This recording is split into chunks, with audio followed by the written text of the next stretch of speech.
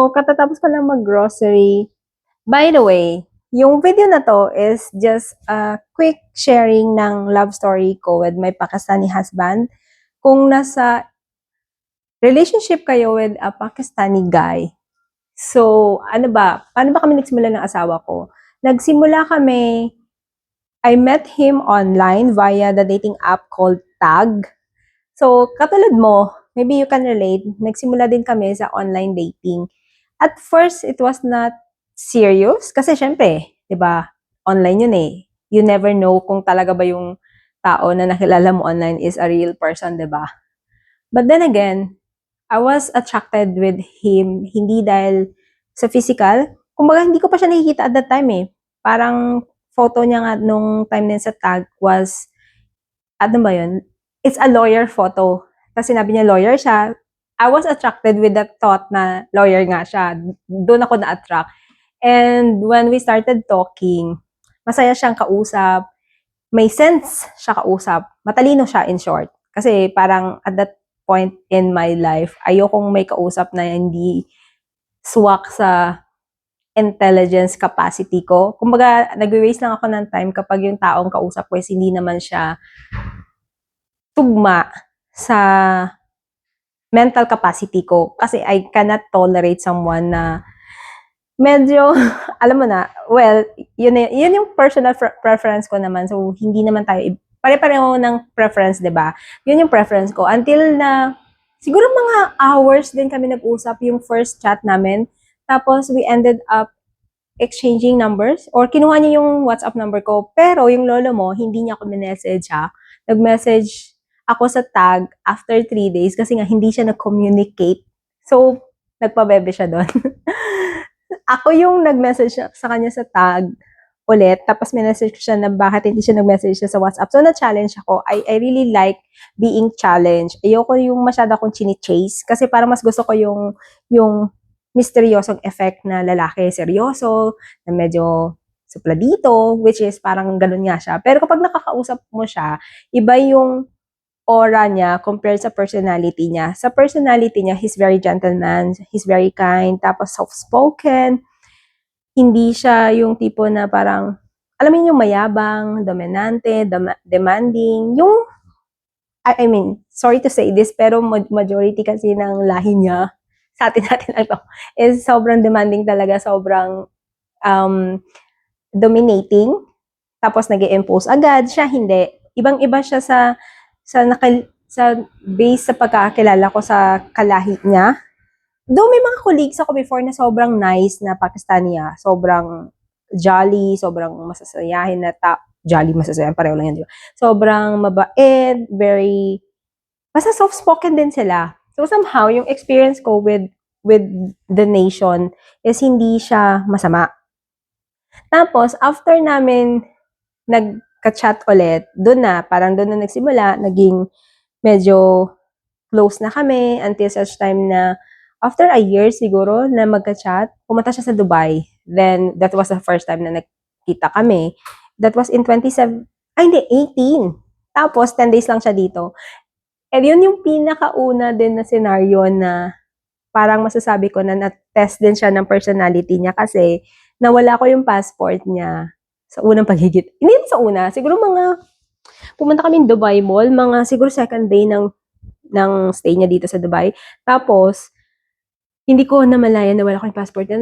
Tapos na-realize namin na nawala yung passport niya after 3 days na missing na yung passport niya pala. Tapos, to cut the long story short, nagpunta kami ng police station, 3 police station. That was my first time na pumunta ng police station here in Dubai. Tapos, nakita namin yung passport niya sa Dubai Mall Police Station kasi obviously, na-drop ko yung passport doon sa Dubai Mall nung nagpunta kami. Ang bilis kong salita, no? Tapos, alam mo yon yung nalaman niya na wala passport niya pero never siya nagalit. As in, doon ko na-appreciate yung boyfriend ko at that time, na asawa ko na ngayon, na sobrang, I am so blessed to have this kind of man in my life wherein naging best friend ko na siya ngayon kasi siya lang yung tao na kaya ko umiyak sa harapan niya. Sobrang strong kong tao. I am a very strong, independent woman. Pero sa kanya, kaya kong maging vulnerable, kaya kong maging mahina, kaya ko maging magpabebe. So, sa kanya ko lang lahat ginagawa yun. So, siya din yung parang comfort zone ko comfort zone. Yung comfort space mo na anytime siya yung pwede mo lapitan nang hindi ka mag-hesitate. So, if you can find that person sa lahi nila, very grateful. I mean, super blessed ka na kasi sobrang rare na magkaroon ka ng ganung klaseng partner na maiintindihan ka, hindi ka dinidisrespect. So, yun. Tapos yung isa pa na-appreciate ko nung first na meeting namin was nung mayroon akong job interview. At that time kasi wala akong work, tapos pumunta siya.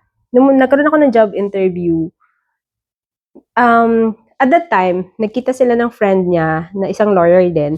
Tapos, I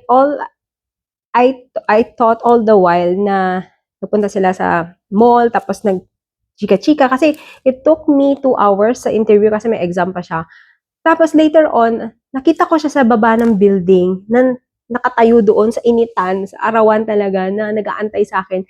Tinanong ko kung ilang oras or kung kakadating lang ba niya. Sabi niya, he was there like 15 minutes na umakyat ako sa building. Sobrang na-shock ako kasi nga, walang gumawa sa akin ng ganung klaseng effort. Sa akin, effort na yun eh. Sobrang na-appreciate. That was the first time na na-appreciate ko siya. Kasi, imagine, nakatayo lang siya doon. Ang yung mukha niya talaga para siyang totoy. Alam mo yun, para siya talagang bata. Ilan taon na ba yung asawa ko that time? Ilan taon ba si Shari that time? Hindi ko na maalala. That was 2018. Ilan taon na siya ngayon? 34 na siya ngayon. I-compute nyo na lang. Tapos, para siyang bata na naliligaw sa Dubai. Pero, boy next door talaga yung itsura niya nun. Kaya, sobrang hindi ko makakalimutan yung ganon. Tapos, during the entire stay na nandito siya sa Dubai, nung time na yon, super maalaga, yung minamassage yung paa ko, yung parang, yung I can be myself sa kanya, hindi ako na-feel insecure sa mga, kung ano man yung na-insecure ako sa katawan ko before. Siya, never niya pinaramdam sa akin, even until now, kahit nag-gain ako ng weight, wala siyang sinasabi na, babe, you're so fat, you're so, mag-diet ka na, never niya sinabi sa akin yung mga ganung bagay. Lagi niya sinasabi sa akin na, you're beautiful, you're sexy, yung parang, oh my gosh, this person is really one of a kind na kapag may nakilala kayo na ganung klaseng tao, you really have to cherish the person kasi, I know, of course, yung mga sinasabi ko parang too good to be true, di ba? Ang dami-dami magaganda. May mga hindi rin naman maganda. Siguro yung isa is, di ba? Hindi ko sinisiraan, pero I think this is very common sa mga Pakistani. Hindi ko nila lahat, pero based sa mga kwento din na sa akin at yung mga common issues ng mga Filipina with the Pakistani, I think dahil siguro sa situation sa Pakistan wherein they tend to be more complacent and contented with their lives. Hindi katulad natin na masyado tayong ano yun? Yung goal-driven tayo. Sila parang, okay, ito yung buhay namin, we're okay with this, we are grateful for this. So, yung drive na, kaya nga diba, until now, LDR pa rin kami kasi he cannot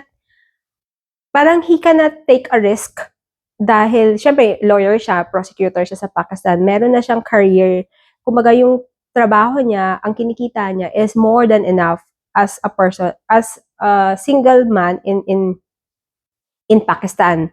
Nagsusupport din siya sa mama at papa niya. So, parang, since wala naman kaming anak, di ba?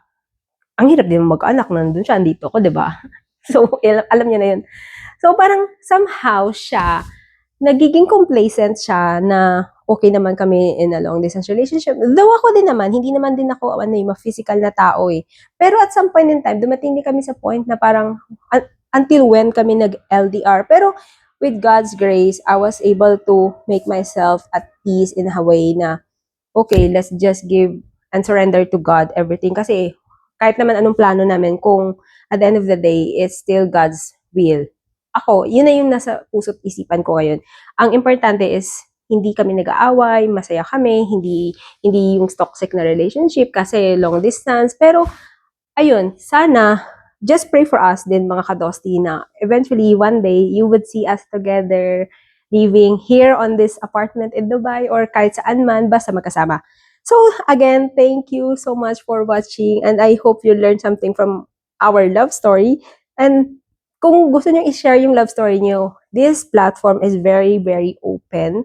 kung may mga problema kayo na gusto nyong i-share sa akin, tapos we have to share it on the channel, tapos i-discuss natin yung mga advices or yung mga comments ng ating mga kadosti. So again, thank you so much for watching and hope to see you on the next video. Please continue to share, like, and subscribe, please. So you help me to continue doing all this kind of content on this channel. And follow nyo na rin yung social media sa Facebook and then sa TikTok. It's Pakfil Love Stories. Thank you mga kadosti. Bye-bye!